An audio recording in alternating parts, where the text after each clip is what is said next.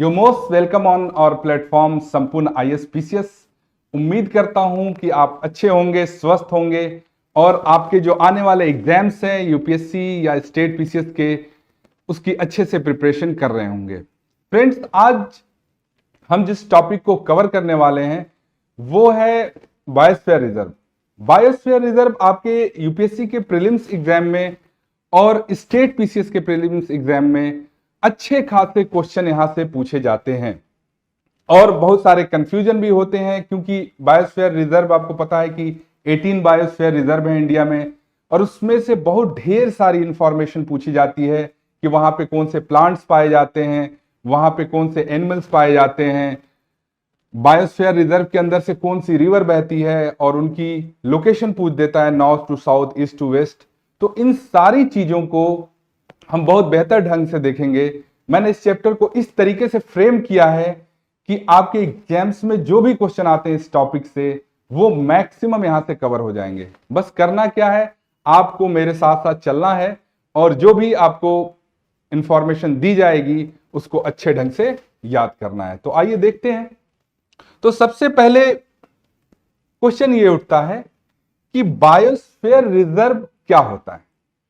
तो आपको पता है, अगर मैं साधारण भाषा में इसकी व्याख्या करूं तो बायोस्फीयर रिजर्व वो होते हैं जहां पे प्लांट्स और एनिमल्स को संरक्षित किया जाता है, यानी प्रोटेक्ट किया जाता है। एक ऐसा स्थान जहां पे जीव जंतुओं और पौधों को संरक्षित किया जाता है। बायोस्फीयर रिजर्व वो होते हैं जो सस्टेनेबल डेवलपमेंट यानी सतत विकास को बढ़ावा देते हैं। इसके अलावा बायोस्फीयर रिजर्व रिसर्च सेंटर भी होते हैं जहां पे पेड़ पौधे और एनिमल्स पे रिसर्च किया जाता है और वो जो रिपोर्ट आती है उसके माध्यम से पूरी दुनिया में जागरूकता फैलाई जाती है कि ताकि लोग इन्वायरमेंट के बारे में मैक्सिमम इंफॉर्मेशन जान सकें और उसके क्लोज आ सकें, और कैसे एक रिलेशन बनाना है ह्यूमन और नेचर के बीच में।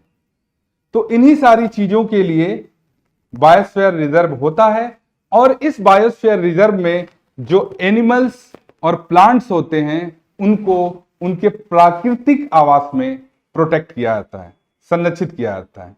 ठीक है, लेकिन अब सवाल यह उठता है कि बायोस्फीयर रिजर्व आखिर बनाए ही क्यों जाते हैं, है ना।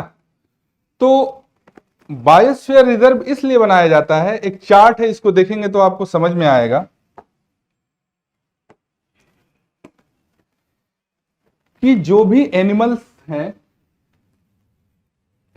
हैं या प्लांट्स हैं, पेड़ पौधे हैं, पिछले कुछ दशकों में, पिछले कुछ सालों में इनके साथ बहुत कुछ गलत हुआ है। कैसे कि पॉल्यूशन की वजह से बहुत सारे एनिमल्स गायब हो गए, बहुत सारे प्लांट्स गायब हो गए। ठीक है, इसके अलावा इनकी तस्करी हुई, जानवरों का शिकार हुआ, एनिमल्स का बहुत बड़े पैमाने पर शिकार हुआ, वनों की कटाई हुई। तब दुनिया में जागरूकता आई, लोगों में जागरूकता आई कि अगर इसको नहीं रोका गया तो क्या होगा, बहुत बड़ा डिजास्टर हो जाएगा। तो इनको कैसे आखिर प्रोटेक्ट किया जाए। तो इनको प्रोटेक्ट करने के लिए, इनको संरक्षित करने के लिए बहुत सारे प्लान बनाए गए, जिसमें से मेन दो चीजें हैं। फर्स्ट तो ये है कि ये जानवर जिन जंगलों में रहते हैं या जहां पे ये पेड़ पौधे हैं, उनको उनके नेचुरल आवास में, जो प्राकृतिक आवास है, नेचुरल हैबिटेट है, वहीं पे इनको संरक्षित किया जाए, इनको हर एक चीज से प्रोटेक्ट किया जाए। और दूसरा कॉन्सेप्ट था कि एनिमल्स और प्लांट्स को उनके नेचुरल आवास से हटा के दूसरी किसी जगह पे ले जाके उनको संरक्षित किया जाए। यही दो कॉन्सेप्ट है, और इससे क्वेश्चन पूछे जाते हैं आपके कि इन सीटू क्या है और एक सीटू क्या है। यानी एक वो पैलेस जहां पे एनिमल्स और प्लांट को उनके नेचुरल आवास में रखा जाता है, और एक वो प्लेस जहां पे एनिमल और प्लांट्स को उनके नेचुरल आवास से हटा के ले जाके प्रोटेक्ट किया जाता है। तो आइए देख लेते हैं इन सीटू में क्या क्या चीजें आती हैं। तो एक है नेशनल पार्क। नेशनल पार्क में एनिमल्स और प्लांट को सुरक्षा दी जाती है। इसके अलावा वाइल्ड लाइफ सेंचुरी है, कम्युनिटी एंड कंजर्वेशन रिजर्व्स हैं, मरीन प्रोटेक्टेड एरियाज हैं, पवित्र उपवन हैं और बायोस्फीयर रिजर्व हैं। ये वो सारे क्षेत्र हैं जहां पे एनिमल और प्लांट्स को उनके नेचुरल हैबिटेट में यानी प्राकृतिक आवास में सुरक्षित रखा जाता है। दूसरा वो क्षेत्र है जहां पे एनिमल्स और प्लांट को सुरक्षित रखा जाता है, जिसको एक सिटू कहा जाता है, और इसमें है seed bank, gene bank, botanical garden, जू और ये तमाम चीजें। तो यहां पे क्या किया जाता है कि एनिमल्स और प्लांट को सुरक्षित किया जाता है ना।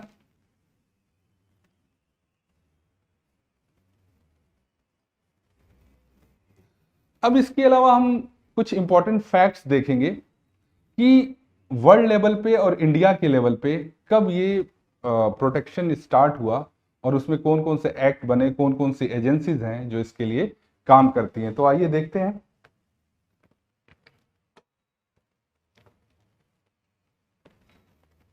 तो यूनेस्को का एक प्रोग्राम है जिसका नाम है map, man and biosphere reserve. ये प्रोग्राम स्टार्ट हुआ था 1971 में। ये आपके पीसीएससी एग्जाम में या यूपीएससी के एग्जाम में ये पूछा जाता है। तो 1971 में स्टार्ट हुआ था और इस मैप का काम ये था कि ह्यूमन और नेचर के बीच में बैलेंस बैठाना, संतुलन बैठाना, समावेश करना। तो ये काम मैप का था। और 1975 में सबसे पहले बायोस्फीयर रिजर्व का कॉन्सेप्ट दिया गया। 1975 में बायोस्फीयर रिजर्व का कॉन्सेप्ट दिया गया। और ये जो मैप प्रोग्राम है, ये क्या करता है मैप, अब ये ऑर्गेनाइजेशन भी बन चुका है, ऑर्गेनाइजेशन का रूप ले चुका है। ये पूरी दुनिया में जो भी बायोस्फीयर रिजर्व है उनका जो स्टैंडर्ड है, मानक है, वो कौन तय करता है? मैप तय करता है और फाइनलाइज करता है यूनेस्को। ठीक है, तो ये इससे जुड़ी इंफॉर्मेशन थी। नेक्स्ट देखते हैं। बायोस्फीयर रिजर्व शब्द का सबसे पहले यूज किया था एडवर्ड सुएस ने। यह भी क्वेश्चन आपके प्रीलिम्स में पूछ लिया जाता है। तो वो कौन थे? वो थे एडवर्ड सुएस। और ये कॉन्सेप्ट आपको पता ही है कि बायोस्फीयर रिजर्व का जो सिलेक्शन होता है वो यूनेस्को करता है, लेकिन उसके जितने भी मापदंड हैं उसको पहले तय करता है मैप। मैप जब फाइनल करेगा तो उसको यूनेस्को की लिस्ट में लिया जाता है। अब सवाल ये उठता है कि किसी कंट्री का अगर कोई बायोस्फीयर रिजर्व है तो वो कैसे यूनेस्को को अप्रोच करता है। तो मान लो अगर हमारी कंट्री है इंडिया, तो सबसे पहले तो ये होगा कि इंडिया में कौन बायोस्फीयर रिजर्व बनाता है। तो इसके जो राइट्स हैं वो हमारी सेंट्रल गवर्नमेंट के पास है। इससे भी क्वेश्चन पूछा जाता है। जब आप नेशनल पार्क की बात करेंगे, जब आप वाइल्ड लाइफ सेंचुरी की बात करेंगे, तो उस पर राइट सेंटर और स्टेट दोनों को है। लेकिन अगर आप बायोस्फीयर रिजर्व की बात करेंगे तो बायोस्फीयर रिजर्व को फाइनलाइज करता है गवर्नमेंट ऑफ इंडिया। ठीक है, और ये यूनेस्को में जाके अपने बायोस्फीयर रिजर्व को नॉमिनेट करते हैं। तब जाके यूनेस्को चेक करता है किसके थ्रू? मैप के थ्रू। अगर सारे पैरामीटर्स पे ये बायोस्फीयर रिजर्व सही पाया जाता है तब यूनेस्को उसको अपने लिस्ट में क्या करता है? शामिल करता है। ठीक है, इंडिया में अभी टोटल बायोस्फीयर रिजर्व कितने हैं? 18 हैं, जिसमें से 12 बायोस्फीयर ऐसे रिजर्व ऐसे हैं कि जो यूनेस्को के लिस्ट में क्या है? शामिल है ना। तो आइए एक एक करके देखते हैं वो कौन कौन से हैं।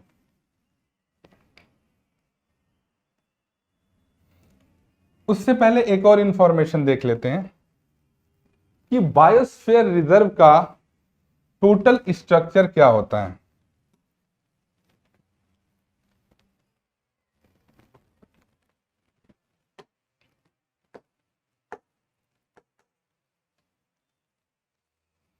तो ये आपके सामने ये फिगर है।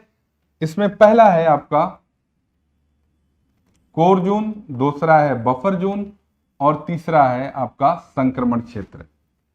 बायोस्फीयर जो रिजर्व होता है उसकी संरचना या उसका स्ट्रक्चर कुछ इस तरीके से होता है और यहां से भी डायरेक्टली आपके क्वेश्चन पूछे जाते हैं। तो सबसे पहले अगर हम कोर जोन की बात करें तो कोर जोन जो होता है ये बिल्कुल बीचों बीच होता है बायोस्फीयर रिजर्व के, और ये केवल मॉनिटरिंग क्षेत्र होता है, मतलब देख रेख का क्षेत्र होता है। यहाँ पे किसी भी तरह की मानवीय गतिविधि अलाउ नहीं है, यानी यहाँ पे जाना इंसानों का मना है, बैन है एक तरीके से, ठीक है। यहाँ पे सिर्फ गवर्नमेंट ऑफिशियल्स जा सकते हैं, जैसे आपने देखा होगा फॉरेस्ट में या बायोस्फीयर रिजर्व में बहुत सारे ऑफिसर्स वहां पे काम करते हैं, तो वो सिर्फ इस जोन में जा सकते हैं। ये बहुत हाईली प्रोटेक्टेड जोन होता है। अगर नेक्स्ट हम बात करें बफर जोन की, तो बफर जोन में इससे ज्यादा परमिशन होती है। और क्या क्या एक्टिविटी की जा सकती है बफर जोन में? तो बफर जोन में रिसर्च का काम किया जा सकता है, यानी शोध का काम किया जा सकता है। इन्वायरमेंट की एजुकेशन से संबंधित एक्टिविटीज यहां की जा सकती हैं।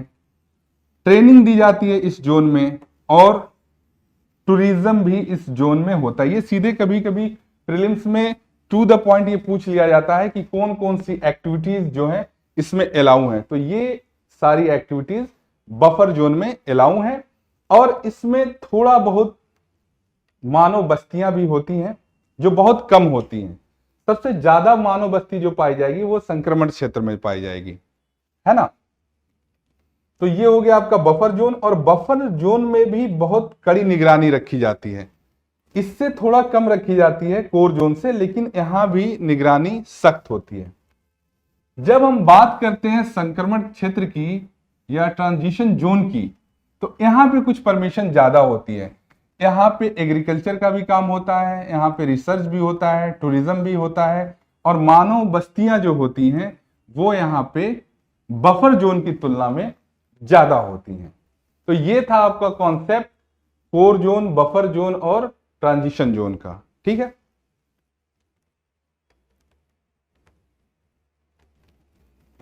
अब आइए देखते हैं हम बायोस्फीयर रिजर्व को, जो 18 बायोस्फीयर रिजर्व इंडिया में है, और उनको पढ़ने से पहले हम देखेंगे कि किस किस टाइप के क्वेश्चंस जो हैं इस बफर जोन से आपके बनते हैं। तो सबसे पहले ये आपके सामने एक मैप है, इसमें टोटल 18 बायोस्फीयर रिजर्व है, इनकी क्या लोकेशन है दी गई है। यहां पे नॉर्थ टू साउथ आपसे डायरेक्शन पूछ ली जाएगी। एक आपको क्वेश्चन डायरेक्शन से पूछा जाता है, जिसमें उत्तर से दक्षिण आपको सीक्वेंस में इन बायोस्फीयर रिजर्व को लगाना होता है। दूसरा वेस्ट टू ईस्ट, यानी पश्चिम से पूरब भी बायोस्फीयर को लगाना होता है जहां पे क्वेश्चन पूछे जाते हैं। तो इसलिए बहुत अच्छे ढंग से आप इसकी मैपिंग करिएगा, ताकि आपसे ये मिस ना हो कि किस डायरेक्शन में कौन सा बायोस्फीयर रिजर्व है। दूसरा क्वेश्चन देख लेते हैं। दूसरा क्वेश्चन आपका आता है स्थापना से, यानी इस्टेब्लिशमेंट से, कि ये बायोस्फीयर रिजर्व कब बने, ठीक है। तो उनकी डेट्स भी है यहां, वो डेट्स आपको याद रखनी होगी। साथ ही एक ईयर और भी पूछता है कि ये बायोस्फीयर रिजर्व कब यूनेस्को के लिस्ट में शामिल हुए, तो ये भी आपको पता होना चाहिए। नेक्स्ट, इन बायोस्फीयर रिजर्व में कौन कौन से प्लांट्स या कौन कौन से पौधे पाए जाते हैं, वहां से भी क्वेश्चन पूछा जाता है। इसके अलावा कौन कौन से एनिमल्स पाए जाते हैं इन बायोस्फीयर रिजर्व में। ऊपर से नीचे आप देखेंगे, जो ये हिमालयन रेंज है यहाँ अलग एनिमल्स पाए जाएंगे, जो ये मिडिल एरिया है यहाँ अलग पाए जाएंगे, वेस्टर्न घाट पे अलग पाए जाएंगे। तो ये भी क्वेश्चन पूछ लेता है कि कहां कहां पे कौन कौन से एनिमल्स पाए जाते हैं। फिर फिफ्थ ये पूछ लेता है कि लोकेशन, और लोकेशन में सीधा माउंटेन पूछता है कि मान लो अगर ये कोल्ड डिजर्ट है तो ये हिमालय के किस रेंज में। आपको पता है कि हिमालय में ट्रांस हिमालय है, ग्रेटर हिमालय है, ग्रेट हिमालय है, लेसर हिमालय है। तो ये पूछ लेगा कि हिमालय की ये जो 4 पार्ट है उसमें किस पार्ट में कौन सा बायोस्फीयर रिजर्व है ना। तो वो आपको थोड़ा सा ध्यान रखना होगा। अगर यहाँ पश्चिमी घाट में है, पूर्वी घाट में है, मैकाले में है, विंध्य में है, तो वो सारी पहाड़ियों के नेम भी आपको याद रखने होंगे। इसके अलावा रिवर्स भी पूछ लेता है कि कौन से बायोस्फीयर रिजर्व से कौन सी रिवर निकलती है। लेक्स भी पूछ लेता है कि किस बायोस्फीयर रिजर्व में कौन सी लेक्स है, कौन सी झीलें हैं, ठीक है, कौन से नेशनल पार्क हैं, या फिर कौन सी वाइल्ड लाइफ सेंचुरी है। तो इतने सारे इंफॉर्मेशन जो है आपको कहां से लेनी है, बायोस्फीयर रिजर्व से। अगर आप ये समझ जाते हैं कि बायोस्फीयर रिजर्व के चैप्टर से यूपीएससी में या स्टेट पीसीएस में कितने टाइप के क्वेश्चन बनते हैं, कैसे बनते हैं, तो आपको ये बहुत आसानी हो जाएगी क्वेश्चन हैंडल करने में। ठीक है, अब आइए एक एक करके हम बायोस्फीयर रिजर्व को देखते हैं। तो सबसे पहला जो आपका बायोस्फीयर रिजर्व है वो है Nilgiri biosphere reserve. Nilgiri biosphere reserve India का पहला बायोस्फीयर रिजर्व है, यानी भारत में सबसे पहले नीलगिरी बायोस्फीयर रिजर्व बनाया गया था। ठीक है, तो ये इंडिया का फैक्ट नंबर 1 कि फर्स्ट यानी पहला बायोस्फीयर रिजर्व है। और ये कब बनाया गया था, 1986 में। यानी नीलगिरी बायोस्फीयर रिजर्व भारत का पहला बायोस्फीयर रिजर्व है और ये 1986 में बनाया गया था। अब ये पूछ लेता है कि ये किस राज्य में है, तो मुख्यतः ये तमिलनाडु, केरला और कर्नाटक, इन 3 राज्यों में फैला हुआ है। नेक्स्ट इंफॉर्मेशन देखते हैं कि ये जो बायोस्फीयर रिजर्व है, ये बायोस्फीयर रिजर्व यूनेस्को के लिस्ट में भी शामिल है। नीलगिरी बायोस्फीयर रिजर्व यूनेस्को के लिस्ट में भी शामिल है। इस बायोस्फीयर रिजर्व से काबिनी और भवानी 2 नदियां इस बायोस्फीयर रिजर्व से बहती हैं, है ना। इसके अलावा अगर हम इस बायोस्फीयर रिजर्व में देखें तो बहुत सारे नेशनल पार्क और वाइल्ड लाइफ सेंचुरीज हैं, है ना। मैं यहां एक कॉन्सेप्ट समझा देता हूं। बायोस्फीयर रिजर्व जो होता है वो बहुत बड़ा एरिया होता है, ठीक है। मान लो ये पूरा एरिया जो है बायोस्फीयर रिजर्व है, इनके अंदर छोटे छोटे wild life sanctuary, tiger project, elephant project, ठीक है, ये सारी चीजें चलती रहती हैं। और इस पूरे बड़े एरिया को बायोस्फीयर रिजर्व कहेंगे और उस बायोस्फीयर रिजर्व के अंदर छोटे छोटे प्रोजेक्ट चलते रहते हैं, है ना। तो देख लेते हैं, यहां से भी क्वेश्चन पूछ दिया जाता है। तो नीलगिरी में मुद्दुमलाई नेशनल पार्क है, वायनाड वाइल्ड लाइफ सेंचुरी है, चांदीपुर नेशनल पार्क है और एक टाइगर रिजर्व भी है। साइलेंट वैली नेशनल पार्क भी कहां है, नीलगिरी बायोस्फीयर रिजर्व में। अगला फैक्ट देखते हैं कि नीलगिरी बायोस्फीयर रिजर्व में कुछ ट्राइब्स पाई जाती हैं, कुछ जनजातियां पाई जाती हैं। उनमें से एक है टोडा, दूसरा है कोटास, तीसरा है एरुलास और चौथा है क्रुम्बा। ये सारी जो ट्राइब्स है ये कहां पाई जाती हैं, ये पाई जाती हैं नीलगिरी बायोस्फीयर रिजर्व में। अगर हम फॉरेस्ट की बात करें, अगर हम वन की बात करें कि कौन कौन से पेड़ पौधे यहां पाए जाते हैं, तो नीलगिरी में आपका ट्रॉपिकल एवरग्रीन फॉरेस्ट पाया जाता है। इसके अलावा डिसीसियस एवरग्रीन फॉरेस्ट पाए जाते हैं जिनको आर्द्रपर्णपाती वन कहते हैं। शोलाज वन भी जो है ये पाए जाते हैं और सवाना वुडलैंड वन भी यहां पे पाए जाते हैं। कहां पे, नीलगिरी बायोस्फीयर रिजर्व में, ठीक है।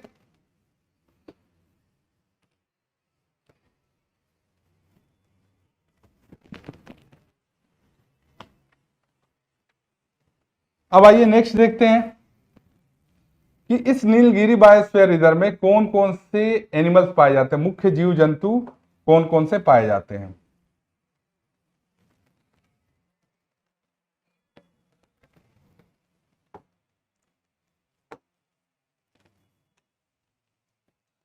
तो इसमें जो सबसे फेमस है वो है लॉयन टेल वाला बंदर, यानी शेर की पूंछ वाला मकाक बंदर, जो कहां पाया जाता है, आपके नीलगिरी में पाया जाता है। यहां से सीधा क्वेश्चन पूछ लिया जाएगा आपसे कि ये मकाक बंदर कहां पाया जाता है, उसका यहां एक फिगर भी, फोटो भी डाल दिया मैंने ताकि आपको अच्छे से समझ में आए, है ना। दूसरा, यहां नीलगिरी ताहर पाई जाती है। नीलगिरी ताहर का फिगर ये है, आपको हमेशा इससे याद रहेगा। इसके अलावा 4 सिंहों वाला, ठीक है ना, ये सिंह है, मृग पाया जाता है यानी डियर पाया जाता है। और विशाल मालाबारी गिरहरी पाई जाती है। कहां पाई जाती है? नीलगिरी बायोस्फीयर रिजर्व में। ये है मालाबारी स्क्वायरल, है ना।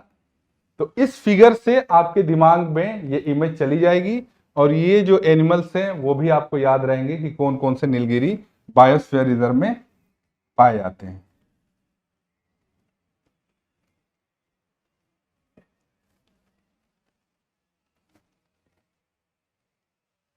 अब नेक्स्ट देखते हैं,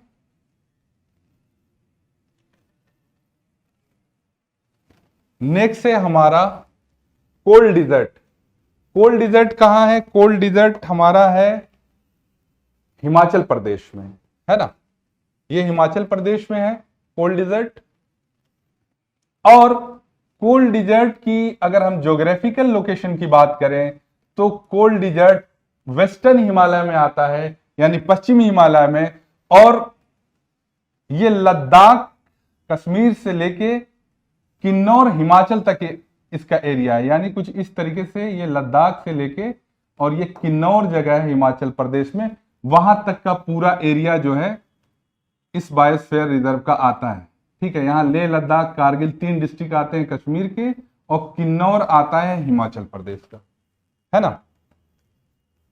नेक्स्ट देखते हैं कि इसमें कौन कौन से पार्क्स और वाइल्ड लाइफ सेंचुरी हैं।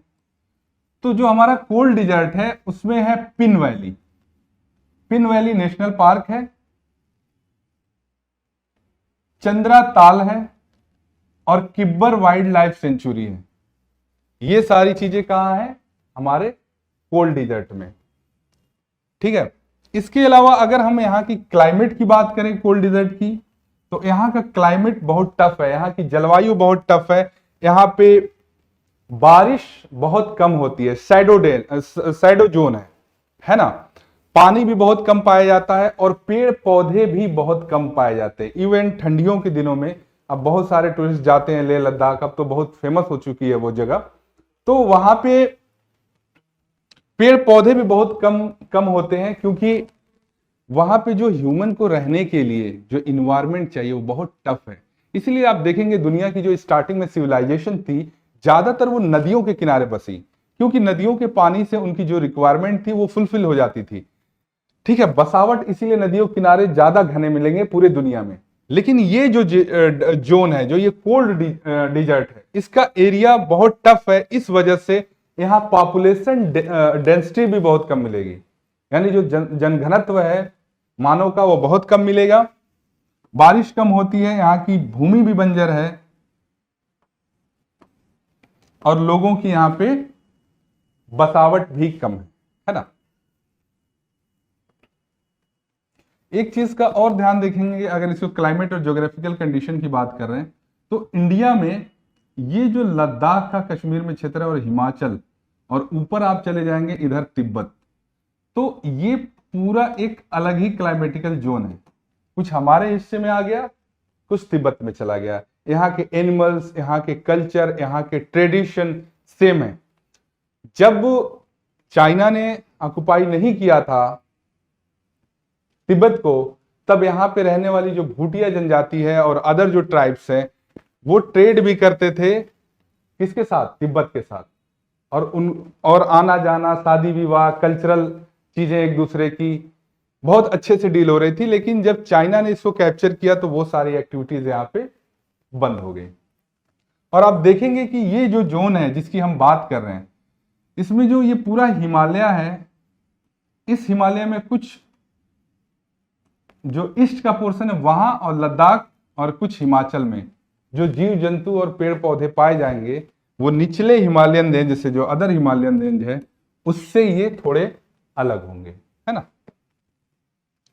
आइए और देख लेते हैं और क्या क्या इंपॉर्टेंट फैक्ट्स हैं हमारे कोल्ड डिजर्ट के बारे में।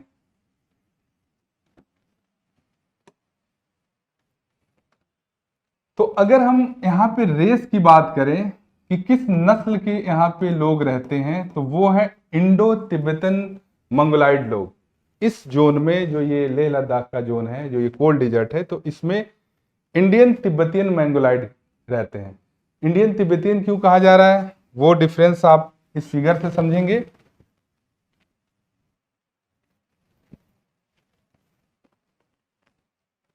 देखिए, ये जो नॉर्मल मंगोलाइड लोग होते हैं, नेपाल से लगाए चाइना तक ये रेस आपको मिलेगी। लेकिन जब आप लद्दाख रीजन में आते हैं, जब आप तिब्बत रीजन में जाएंगे, तो इसी मंगोलाइड नस्ल में थोड़ा सा डिफरेंस आ जाएगा। इनके फेस कंपैरेटिवली इनसे थोड़े चौड़े होते हैं। इनके फेस पे यहां रेडिश होता है, लाल कलर की चीज, लाल कलर का आप ब्लश कह सकते हैं, इनके फेस पे होता है। इनका चेहरा बिल्कुल नॉर्मल होता है, और फिजिकली ये टफ कंडीशन होने की वजह से ये लोग बहुत स्ट्रांग होते हैं। ठीक है, तो ये बेसिकली है मंगोलाइड, लेकिन मंगोलाइड में भी ये बहुत स्ट्रांग रेस है, बहुत मजबूत रेस है। ये जो मंगोलाइड है ये नॉर्मल है, और ये पाए भी जाते हैं लेह लद्दाख और तिब्बतियन रेंज में। आप कभी भी लेह लद्दाख जाएंगे तो वहां के मंगोलाइड से आप मिलिए, और जो नेपाल या हमारे नॉर्थ ईस्ट में जो मंगोलाइड नस्ल के लोग हैं उनसे मिलिए, तो उन दोनों में आप ये डिफरेंस समझ पाएंगे, है ना।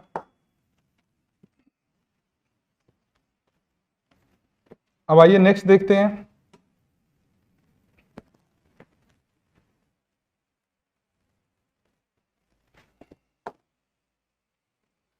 कि इस बायोस्फीयर रिजर्व में कौन कौन से एनिमल और जीव जंतु प्रमुख रूप से पाए जाते हैं। तो स्नो लेपर्ड पाया जाता है, जिसको हिम तेंदुआ कहते हैं। जो नॉर्मल तेंदुआ होता है, जो हमारे उत्तराखंड या भारत के अन्य हिस्सों में पाया जाता है, वो कुछ ऐसा दिखता है। लेकिन जो स्नो लेपर्ड पाया जाता है वो इससे थोड़ा सा अलग होता है ना। बहुत सारे लोग कंफ्यूज हो जाते हैं कि शेर, बाघ, चीता, ठीक है, इसके अलावा अमेरिका में भी एक इनके नस्ल का पाया जाता है। तो उसमें कंफ्यूज नहीं होना है, आपको बिल्कुल क्लियर याद रखना है कि जो नॉर्मल लेपर्ड होते हैं वो ऐसे होते हैं, और जो स्नो लेपर्ड होते हैं वो कुछ इस प्रकार से दिखते हैं। नेक्स्ट है हिमालयन ब्लैक बियर, यानी एक हिमालयन भालू जो होता है वो इसमें पाया जाता है। इसके अलावा हिमालयन वुल्फ पाया जाता है, जिसको तिब्बतियन वुल्फ भी कहते हैं। तो ये सारे जो एनिमल्स है ये कहां पाए जाते हैं, ये आपके पाए जाते हैं कोल्ड डिजर्ट में, यानी शीत मरुस्थल जो बायोस्फीयर रिजर्व है उसमें।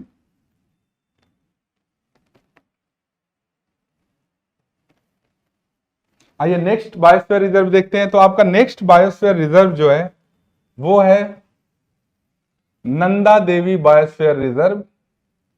और ये कहां है नंदा देवी? नंदा देवी है उत्तराखंड में लोकेटेड है। और ये कब बना था? नंदा देवी बायोस्फीयर रिजर्व 1988 में बना था, 1998 में।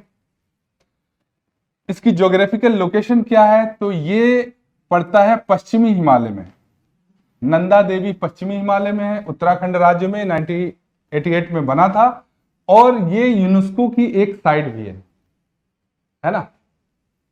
इसके अलावा अगर हम बात करें नंदा देवी बायोस्फीयर रिजर्व में, तो अलकनंदा और उसकी सहायक नदियां इससे होके गुजरती हैं इस बायोस्फीयर रिजर्व से। और आपको पता है कि आपके प्रीलिम्स में ये बार बार क्वेश्चन पूछा जाता है, ये पूछ लेगा कि कौन कौन सी रिवर्स जो है इस बायोस्फीयर रिजर्व से होके गुजरती हैं। तो वो है अलकनंदा, ऋषि गंगा, धौली गंगा और खीर गंगा। ये 4 नदियां इस बायोस्फीयर रिजर्व से होके गुजरती हैं। नेक्स्ट हम देखेंगे कि इस बायोस्फीयर रिजर्व में कौन कौन से पार्क्स पाए जाते हैं। तो उनमें है आपका वैली ऑफ फ्लावर्स और नंदा देवी नेशनल पार्क। ठीक है, वैली ऑफ फ्लावर्स बहुत फेमस है दुनिया में। आप यहां फिगर में देख सकते हैं कि इन पहाड़ों के बीच जो घाटी है, जो वैली है, उसमें बहुत तमाम किस्म के फ्लावर पाए जाते हैं, है ना। ये अपने विविधता के लिए बहुत फेमस है। अगर हम ट्राइब्स की बात करें तो नंदा देवी में मेनली भूटिया ट्राइब पाई जाती है। ठीक है, अगर हम ट्रीज और प्लांट्स की बात करें तो पहाड़ों में आपको पता है कि जब आप नीचे से ऊपर जाते हैं, नीचे से ऊपर जाएंगे तो जो वनस्पति होती है, जो प्लांट्स होते हैं, पेड़ पौधे होते हैं, वो हाइट के हिसाब से बदलने लगते हैं।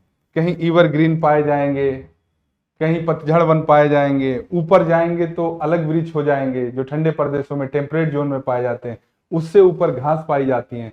तो इस तरीके से यहाँ पे वनस्पतियां बदलती रहती है पहाड़ों में। लेकिन यहाँ पे अगर हम देखें तो यहाँ पे देवदार, ओक और बर्च, ये 3 तरह के वृक्ष कहाँ पाए जाते हैं? नंदा देवी बायोस्फीयर रिजर्व में। अगला देखिए, अब इसमें भी अगर हम जीव जंतु या एनिमल्स की बात करें तो इसमें पाया जाता है आपका स्नो लिपर्ड। इससे पहले अभी मैंने दिखाया था स्नो लिपर्ड क्या होते हैं, और हिमालयन ब्लैक बेयर। अगर आपको ये फिगर क्लियर दिख रहा होगा तो इसमें देखिए ये हिमालय ब्लैक बियर है, हिमालयन।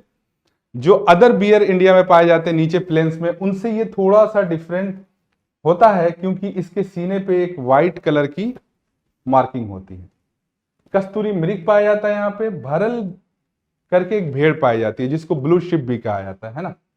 और हिमालयन महशीर फिश जो होती है वो भी इस बायोस्फीयर रिजर्व में पाई जाती है। तो नंदा देवी बायोस्फीयर रिजर्व में जो आपसे क्वेश्चन पूछे जाते हैं, जो इंपॉर्टेंट फैक्ट्स हैं, उनको या तो आप स्क्रीनशॉट ले सकते हैं या नोट डाउन कर सकते हैं। आइए अब नेक्स्ट देखते हैं।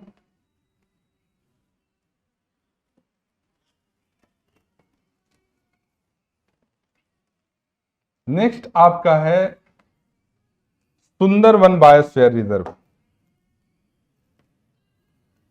सुंदरवन बायोस्फीयर रिजर्व कहां है? तो ये हमारे है पश्चिम बंगाल में। ठीक है, कब बना था? 1989 में बना था। ये भी यूनेस्को की लिस्ट में शामिल है। अगर इसकी ज्योग्राफिकल लोकेशन की बात करें, भौगोलिक अवस्थिति की, तो ये गंगा और ब्रह्मपुत्रा डेल्टा क्षेत्र में है। ये इसकी भौगोलिक अवस्थिति है। इसके अलावा अगर हम बात करें प्लांट्स की, तो इसमें पाया जाता है मैंग्रोव फॉरेस्ट, जिसको वहां लोकल भाषा में सुंदरी वन भी कहा जाता है। कहां पे? सुंदरवन बायोस्फीयर रिजर्व में। और फ्रेंड्स, ये जो मैंग्रोव प्लांट्स होते हैं, इनका इन्वायरमेंट के हिसाब से बहुत बड़ा रोल है। दुनिया में सबसे बड़ा मैंग्रोव फॉरेस्ट हमारे सुंदरवन बायोस्फीयर रिजर्व में पाया जाता है। ये दुनिया का सबसे बड़ा मैंग्रोव फॉरेस्ट है। ठीक है, मैंग्रोव फॉरेस्ट का रोल क्या है? जो भी समुद्र से साइक्लोन, तूफान आते हैं, उन सारी चीजों को ये रोकता है, अवरोध उत्पन्न करता है।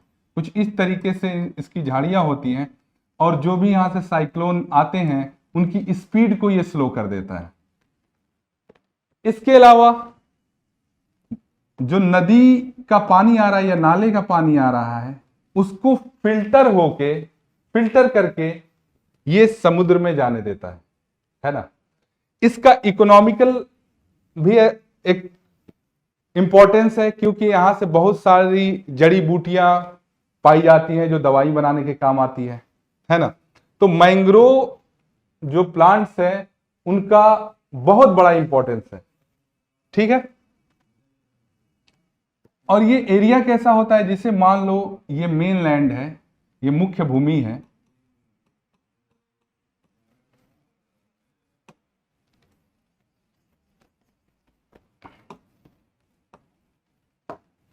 मान लीजिए ये मुख्य भूमि है और ये समुद्र है, ओशियन है, ये समुद्र है, और उसके बीच में ना ये दलदली इलाका है। और ये हमारा जो सुंदरवन का बायोस्फीयर रिजर्व है, इस दलदली इलाके में ये एक तरीके का वेट लैंड भी है ना। तो इधर से नदियां और नालों से आने वाले गंदे पानी को ये क्या करता है? फिल्टर का काम करता है।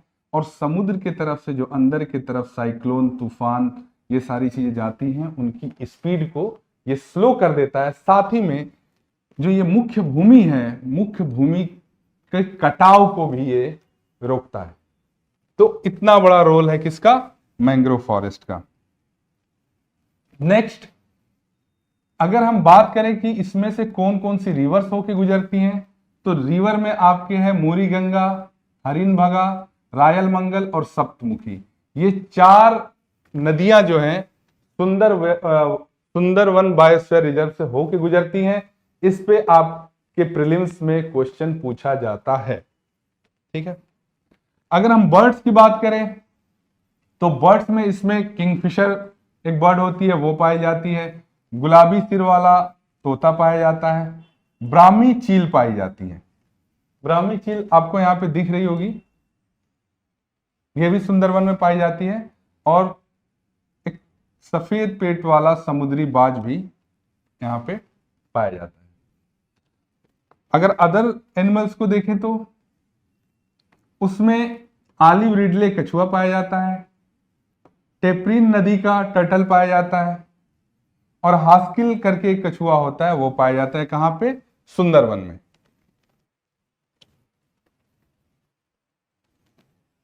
अगर हम मेन एनिमल्स की बात करें, मुख्य एनिमल्स की बात करें जो बहुत फेमस है सुंदरवन में, तो वो है royal Bengal tiger. Royal Bengal जो टाइगर है प्राकृतिक रूप से, नेचुरल रूप से, वो कहां पाया जाता है? वो सुंदरवन में पाया जाता है। इसके अलावा खारे पानी के मगरमच्छ भी वहां पे पाए जाते हैं।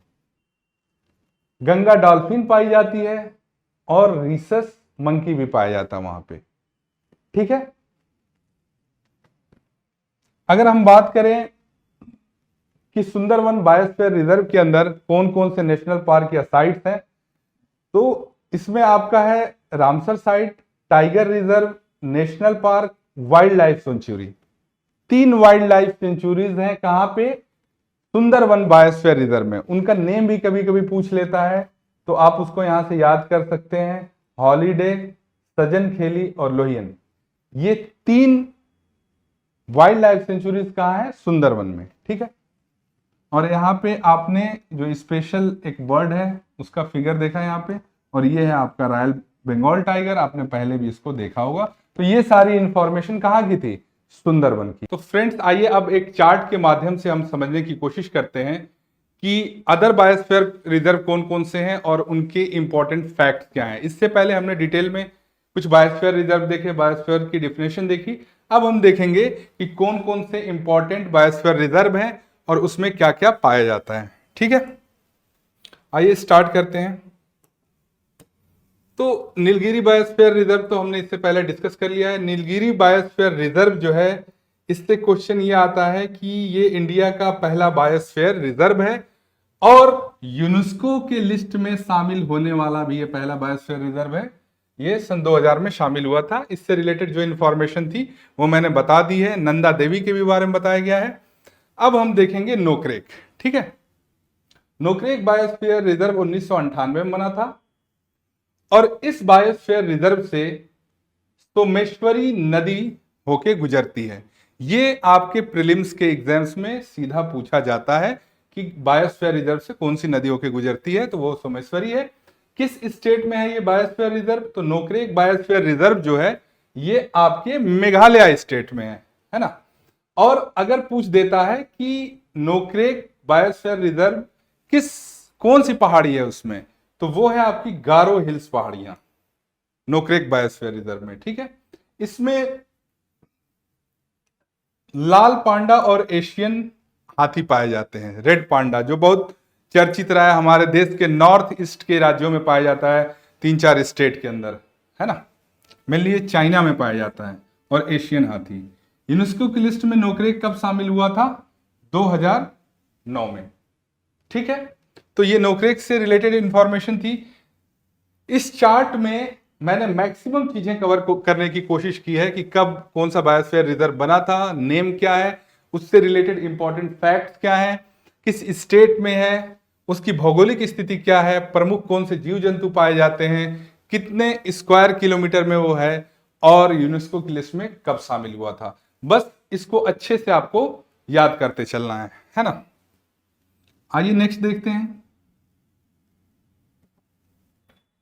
नेक्स्ट है मानस। मानस बायोस्फीयर रिजर्व 1989 में बना था।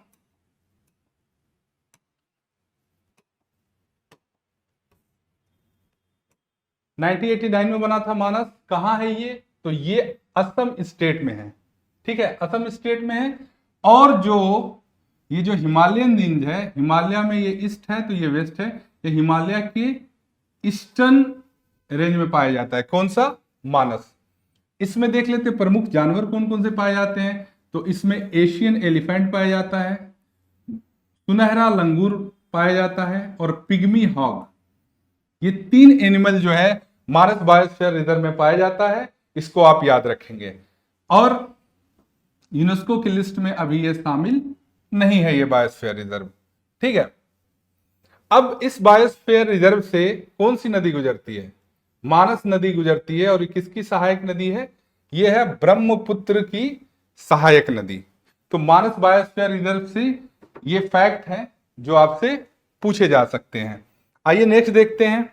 नेक्स्ट है हमारा सुंदरवन बायोस्फीयर रिजर्व जो 1989 में बना।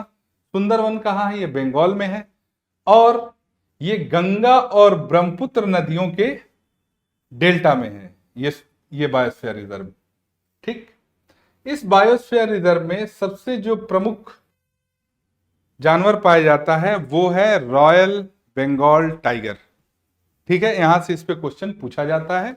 इसका अगर टोटल एरिया देखें तो 9630 है और सन 2001 में ये यूनेस्को की लिस्ट में शामिल हुआ था। नेक्स्ट देखते हैं। नेक्स्ट है हमारा मन्नार की खाड़ी। ये बायोस्फीयर रिजर्व 1989 में बना। मन्नार की खाड़ी की थोड़ी सी लोकेशन देख लेते हैं।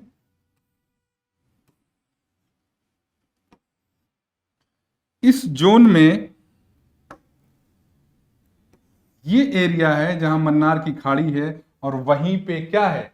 ये बायोस्फीयर रिजर्व है इस जोन में, ठीक है। एक थोड़ा सा इसका आधा हिस्सा भारत में पड़ता है और कुछ हिस्सा जो है ये श्रीलंका में भी पड़ता है, ठीक है। मेनली स्टेट की बात करें तो तमिलनाडु स्टेट है, यहाँ पे समुद्री तट है और यहाँ पे डुगोंग पाया जाता है जो एक तरह की मछली है, एक तरह की फिश है। इसके अलावा यहाँ डॉल्फिन पाई जाती है और ब्लू व्हेल भी पाई जाती है, ठीक है। ये सन 2001 में इस बायोस्फीयर रिजर्व को यूनेस्को की लिस्ट में शामिल किया गया था। देखिए आप कंफ्यूज मत होइएगा, इस साइड वो है कि कब बायोस्फीयर रिजर्व को यूनेस्को की लिस्ट में शामिल किया गया और उस बायोस्फीयर रिजर्व को बनाया कब गया था उसकी डेट यहां पे है ना। नेक्स्ट है हमारा ग्रेट निकोबार बायोस्फीयर रिजर्व। ये कब बना था? ये 1989 में बना था ये बायोस्फीयर रिजर्व, ठीक है। ये डेट याद कर लेंगे। कहां पे है ये? तो अंडमान निकोबार द्वीप समूह में है, आइलैंड में, ठीक है। किस तरह का बायोस्फीयर रिजर्व है ये? ठीक है, तो ये द्वीपी समूह टाइप का है, ठीक है। इसमें क्या क्या पाए जाते हैं? इसमें खारे पानी का मगरमच्छ पाया जाता है और समुद्री टर्टल यानी समुद्री कछुए पाए जाते हैं। कहां? ग्रेट निकोबार में। और ये कब यूनेस्को की लिस्ट में शामिल हुआ था? 2013 में, ठीक है। नेक्स्ट है हमारा सिमलीपाल। सिमलीपाल बायोस्फीयर रिजर्व 1994 में बना था। ये उड़ीसा स्टेट में है और खास तौर पे मयूरभंज जिले में, डिस्ट्रिक्ट में। अगर बात इसकी ज्योग्राफिकल लोकेशन की करें तो ये डेक्कन प्रायद्वीप में आता है। अब देख लेते हैं इसमें कौन कौन से एनिमल पाए जाते हैं। तो इसमें रॉयल बंगाल टाइगर पाया जाता है, एशियन हाथी पाया जाता है और गौर पाया जाता है। गौर एक तरह का बाइसन होता है, ठीक है। ये 2009 में यूनेस्को की लिस्ट में शामिल किया गया था। किसको? सिमलीपाल बायोस्फीयर रिजर्व को, ठीक है। अब आते हैं नेक्स्ट पे। नेक्स्ट है हमारा डिब्रू सिखोवा बायोस्फीयर रिजर्व। कब बना था ये? 1997 में बना था और भारत का एरिया वाइज सबसे छोटा बायोस्फीयर रिजर्व है। ये याद रखिएगा, जब सबसे बड़े बायोस्फीयर रिजर्व की बात होगी तो वो कच्छ का रन है और जब सबसे छोटे बायोस्फीयर रिजर्व की बात होगी तो वो डिब्रू सिखोवा है, ठीक है। ये टोटल इसका एरिया देखेंगे तो 765 स्क्वायर किलोमीटर में है ये बायोस्फीयर रिजर्व। किस स्टेट में है? असम में। ये बायोस्फीयर रिजर्व जो है हिमालय की किस साइड में है? तो ईस्टर्न हिमालय यानी पूर्वी हिमालय, ठीक है। अब देख लेते हैं यहां कौन कौन से एनिमल पाए जाते हैं। तो यहाँ पे पाया जाता सफेद पंखों वाला बत्तख, जल में रहने वाला भैंसा, काली छाती वाला तोता, ठीक है, बाघ और टोपीदार लंगूर। ये सारे एनिमल्स कहां पाए जाते हैं? डिब्रू सिखोवा बायोस्फीयर रिजर्व में, ठीक है। और ये बायोस्फीयर रिजर्व यूनेस्को की लिस्ट में शामिल नहीं है।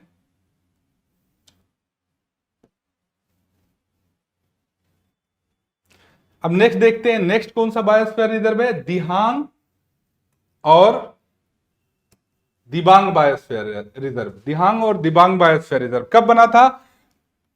1998 में बना था, ठीक है। किस स्टेट में है ये? अरुणाचल प्रदेश में है दिहांग दिबांग। और दिबांग, ठीक है, दोनों क्या है? दिहांग और दिबांग दोनों एक नदी है, इसके बीच से दिहांग और दिबांग नदियां बहती हैं, और किसकी सहायक नदी है? ब्रह्मपुत्र की वो सहायक नदी है इस बायोस्फीयर रिजर्व में, ठीक है। अगर बात हम इसकी भौगोलिक स्थिति की करें तो ये आता है पूर्वी हिमालय में, यानी ये हिमालयन जो रेंज है उसके ईस्ट में आता है। और स्पेसिफिक हम पहाड़ी की बात करते कि किस पहाड़ी पे, तो वहां पे है मिश्मी पहाड़ियां, ठीक है। अब आइए देखते हैं कि दिहांग दिबांग बायोस्फीयर रिजर्व में कौन से जीव जंतु पाए जाते हैं। ओके, तो इसमें आपका पाया जाता है लाल पांडा, रेड पांडा, कस्तूरी मृग पाए जाते हैं, हिमालयन काले भालू पाए जाते हैं, स्नो लिपर्ड पाए जाते हैं, और गोल्डन कैट पाई जाती है। कहां पाई जाएगी ये? दिहांग दिबांग बायोस्फीयर रिजर्व में। ये यूनेस्को की साइट नहीं है, अभी ये बायोस्फीयर यूनेस्को में शामिल नहीं है। नेक्स्ट बायोस्फीयर रिजर्व को देखते हैं, ये है पंचमढ़ी बायोस्फीयर रिजर्व। कब बना था? 1999 में। किस राज्य में है ये? मध्य प्रदेश में। अगर हम बात कर ले किस पहाड़ियां, कौन सी पहाड़ी है पंचमढ़ी बायोस्फीयर रिजर्व में, तो वो आपकी पहाड़ी होगी सतपुड़ा रेंज। सतपुड़ा रेंज कहां है? पंचमढ़ी बायोस्फीयर रिजर्व में। अगर जब हम एनिमल की बात करते हैं तो इसमें एक विशाल गिलहरी पाई जाती है जो उड़ती है, उसके लिए फेमस है। और ये कब यूनेस्को की लिस्ट में शामिल हुआ था? 2009 में, है ना। नेक्स्ट बायोस्फीयर रिजर्व देखते हैं हम, वो है आपका Kanchenjunga biosphere reserve. Kanchenjunga biosphere reserve कब बना था? सन 2000 में, है ना। अब किस राज्य में है कंचनजंगा बायोस्फीयर रिजर्व? सिक्किम राज्य में। हिमालय के किस साइड में? पूर्वी हिमालय में यह आता है। और यहां भी क्या क्या पाए जाते हैं? स्नो लिपर्ड और लाल पांडा यहां पे पाया जाता है। आप एक चीज देखेंगे कि जो लद्दाख का रेंज है, या हिमाचल का एरिया है, या नॉर्थ ईस्ट में खास तौर पे जो अरुणाचल है और एक दो राज्य हैं, वहां पे कुछ जानवर सामान्य रूप से मिलेंगे, जैसे स्नो लेपर्ड हो गया, ठीक है, ये कॉमन है, चाहे वेस्टर्न हिमालय हो चाहे ईस्टर्न हिमालय हो, ये पाया जाता है। लेकिन अगर लाल पांडा की बात करें तो ये केवल ईस्टर्न हिमालय में पाया जाता है, ठीक है। इसके अलावा जो ताहर होते हैं, हिमालयन भेड़ें होती हैं, वो भी दोनों तरफ कॉमन पाई जाती हैं, ठीक है। कुछ चीजें थोड़ा सा ईस्टर्न हिमालय में अलग है वेस्टर्न हिमालय से, क्योंकि ये जो ईस्टर्न हिमालय है और ये वेस्टर्न हिमालय है, तो ईस्टर्न हिमालय में बायोडायवर्सिटी ज्यादा है, किसके तुलना में? वेस्टर्न हिमालय के। यहाँ पे पेड़ पौधे और प्रजातियों की जो विविधता है वो पश्चिमी हिमालय से थोड़ा सा ज्यादा है, ठीक है। अब नेक्स्ट देखते हैं बायोस्फीयर रिजर्व्स। ये हमारा अगस्ता मलाई बायोस्फीयर रिजर्व कहाँ है ये आपका है केरल में और तमिलनाडु में। कब बना था? सन 2001 में। अगर इसकी हम भौगोलिक स्थिति की बात करें तो ये पश्चिमी घाट पे पाया जाता है, और इसमें नीलगिरी ताहर और एशियाई हाथी प्रमुख जीव जंतु हैं जो फेमस है। कहां पे? अगस्ता मलाई बायोस्फीयर रिजर्व में। सन 2016 में ये यूनेस्को की लिस्ट में शामिल हुआ था। नेक्स्ट है हमारा अचानक मार अमरकंटक बायोस्फीयर रिजर्व। कब बना था ये? 2005 में बना था। खास तौर पे अनूपपुर, डिंडोरी और बिलासपुर के जिलों में इसका हिस्सा है। और किन किन राज्यों में पाया जाता है ये? मध्य प्रदेश और छत्तीसगढ़। और अगर पूछ ले कि इस बायोस्फीयर रिजर्व में कौन सी हिल है, तो वो है मैकाले हिल्स, यानी मैकाले पहाड़ियां। यहाँ के जानवरों की बात करें तो 4 सींग वाला डियर पाया जाता है, जंगली डॉग पाया जाता है, सारस क्रेन पाया जाता है, सफेद पूंछ वाला गिद्ध पाया जाता है, पवित्र ग्रोव पाया जाता है और बुश मोडेक पाया जाता है। तो ये सारे एनिमल्स कहाँ पाए जाते हैं? अचानकमार बायोस्फीयर रिजर्व में। ये नाम जरूर याद रखिएगा, क्योंकि जब तक आप समझेंगे नहीं इस चीज को कि किस बायोस्फीयर रिजर्व में क्या पाया जा रहा है, कौन से एनिमल्स पाए जा रहे हैं, फोटो देखिएगा उसके लिए। गूगल पे आपको फोटोज मिलेंगे बहुत सारे एनिमल्स के, बहुत सारे बर्ड्स के, तो उससे थोड़ा सा और इजीली याद होगा, क्योंकि ये इंफॉर्मेशन आपको याद रखना ही पड़ेगा एनी हाउ। इसी तरह जब आगे हम नेशनल पार्क और वाइल्ड लाइफ सेंचुरीज पढ़ेंगे, वहां पे भी ये सारी चीजें आपको याद रखनी पड़ेंगी, है ना। तो एक बार जब आप फिगर देख लेते हैं, वीडियो देख लेते हैं, तो वो कॉन्सेप्ट, वो फिगर जो है आपके दिमाग में हमेशा के लिए छप जाता है। ठीक, ये यूनेस्को की लिस्ट में कब शामिल हुआ था? 2012 में, है ना। अब नेक्स्ट देखते हैं बायोस्फीयर रिजर्व। ये है कच्छ का रण, जो कहां पड़ता है? गुजरात में। कब बना था? 2008 में। और इंडिया का एरिया वाइज सबसे बड़ा बायोस्फीयर रिजर्व है। कौन? कच्छ का रण। कितना है इसका एरिया? 12,454 स्क्वायर किलोमीटर में है ये कच्छ का रण। ये एक रेगिस्तानी इलाका है और ये अभी यूनेस्को की लिस्ट में नहीं शामिल है। इसमें पाए जाने वाला जो मुख्य जानवर है वो है जंगली गधा। ठीक है, तो ये सारी इंफॉर्मेशन आप याद रखेंगे। आइए नेक्स्ट देख लेते हैं। कोल्ड डिजर्ट तो हमने पढ़ा है, कोल्ड डिजर्ट के बारे में काफी डिटेल में मैंने आपको बताया था, फिर भी देख लेते हैं। कोल्ड डिजर्ट कहाँ है? हिमाचल में। कब बना था? 2009 में। इसमें पाए जाने वाले जो अदर पार्क हैं वो है national park Pin valley, Chandratal, Sarchu, Kibber, और ये सारी wildlife sanctuary Himachal Pradesh में, वेस्टर्न हिमालय में है। स्नो लिपर्ड पाया जाता है, हिमालयन काला बियर पाया जाता है। ठीक है, यूनेस्को की लिस्ट में अभी शामिल नहीं है। अब आइए देख लेते हैं शेषाचालम हिल्स बायोस्फीयर रिजर्व, जो 2010 में बना था। और कहाँ है ये? आंध्रा में। शेषाचालम खुद में ही एक पहाड़ियां हैं। कहाँ है ये? है आपके पूर्वी घाट पे। आई होप कि आप पूर्वी घाट और पश्चिमी घाट से अवगत होंगे। ये आपका है ईस्टर्न घाट, ये आपका है वेस्टर्न घाट। ठीक है, और इसी शेषाचालम बायोस्फीयर रिजर्व में लाल चंदन पाया जाता है। इस पे एक मूवी बनी थी साउथ इंडिया में, पुष्पा करके, है ना। इसमें पाए जाने वाले एनिमल्स कौन है? इंडियन पेंगोलिन पाए जाते हैं यहाँ, और स्लेंडर लोरिस पाया जाता है। यूनेस्को लिस्ट में ये शामिल नहीं है। अब हम लास्ट देखते हैं अपना बायोस्फीयर रिजर्व। ये लास्ट है, लेकिन लेटेस्ट भी यही है। लेटेस्ट जो बायोस्फीयर रिजर्व है जो बना हुआ है वो है पन्ना, जो यूनेस्को की लिस्ट में शामिल है। कब बना था पन्ना? सन 2011 में। और इस पन्ना बायोस्फीयर रिजर्व में केन नदी बहती है।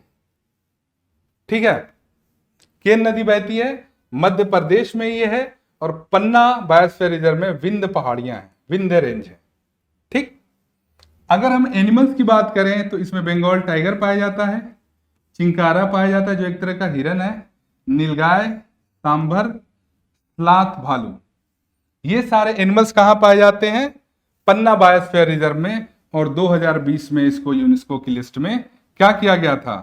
शामिल किया गया था। तो फ्रेंड्स, अभी तक हमने क्या किया?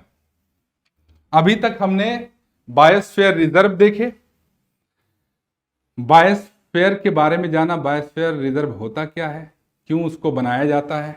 ठीक है, और कुछ बायोस्फीयर रिजर्व हमने बहुत डिटेल में देखा, और बाकी जो अदर बायोस्फीयर रिजर्व है उनकी भी इंफॉर्मेशन हमने पढ़ी। ठीक, तो लगभग मैंने मैक्सिमम कोशिश की थी कि इसमें बायोस्फीयर रिजर्व वाले चैप्टर में आपके मैक्सिमम पॉइंट्स कवर हो जाए। करना क्या है? इस चीज को केवल आपको याद करना है। कुछ चीजें कॉन्सेप्चुअल है, लाइक कुछ एनिमल्स और बर्ड्स हैं, प्लांट्स हैं, जिनकी फोटोज आप अगर गूगल पे देख लेते हैं तो हमेशा के लिए आपके दिमाग में छप जाएगी।